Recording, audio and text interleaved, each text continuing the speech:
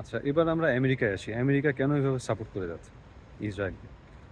এভাবে বছরের পর বছর প্যালেস্টাইন, গাজা, লেবানন, এখন হচ্ছে আম যেভাবে বোম্বার্ডমেন্ট চলতেছে ইরান, ফেব্রুয়ারির ২৮ তারিখ থেকে শুরু। এটা কিসের জন্য?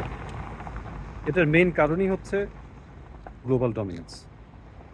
আমেরিকা চায় যে চায়নার যেভাবে রাইজিং একটা পাওয়ার, চায়নার যে মাইট, টেকনোলজিক্যাল মাইট, এটাকে দমায় রাখার জন্য তাদের গ্লোবাল যে রিজার্ভ কারেন্সি ডলার, এটাকে যাতে তারা প্রিজার্ভ করতে পারে অ্যাজ লং অ্যাজ পসিবল। কারণ আপনি যদি ইতিহাসের তাকান, পাস্টে যতগুলা গ্লোবাল পাওয়ার ছিল, যে ফ্রেঞ্চ, ব্রিটিশ, তারপরে ডাচ, পর্তুগিজ, স্প্যানিশ, সবারই কিন্তু একটা রাইজিং পয়েন্ট ছিল, পিক পয়েন্ট ছিল, আস্তে আস্তে তারা ডিক্লাইন করে। কেউই কিন্তু মানে শত শত বছর ধরে পাওয়ারে থাকা সম্ভব না। এখন আমেরিকা পিকে চলে আসছে, তাদের ডেক্লাইন শুরু।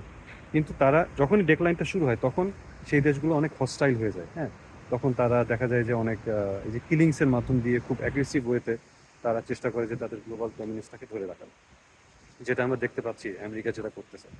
আহ, তো তাদের গ্লোবাল ডমিনেন্স ধরে রাখার জন্যই তারা যাতে চায়নাকে যতদূর সম্ভব, তারা চায়নাকে চায়নার যেই রাইজিং যেই টাইগার যেটা বলা হচ্ছে, এটাকে যাতে তাদের স্লাগিশ একটা স্টেটে রাখা যায় চায়নাকে।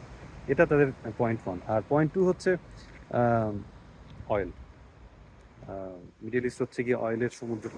মিডল ইস্টে আপনার যে কারণে দেখেন তারা ইরাক, সিরিয়া, হ্যাঁ, এখন হচ্ছে কি ইরান, তারপরে সৌদি আরবের সাথে তো তাদের অলরেডি একটা চুক্তি আছে যে সৌদি আরবকে তারা মিলিটারি সাপোর্ট দিবে, বিনিময়ে সৌদি আরবের যে অয়েল এক্সপোর্ট হবে সেটা ডলারে হবে।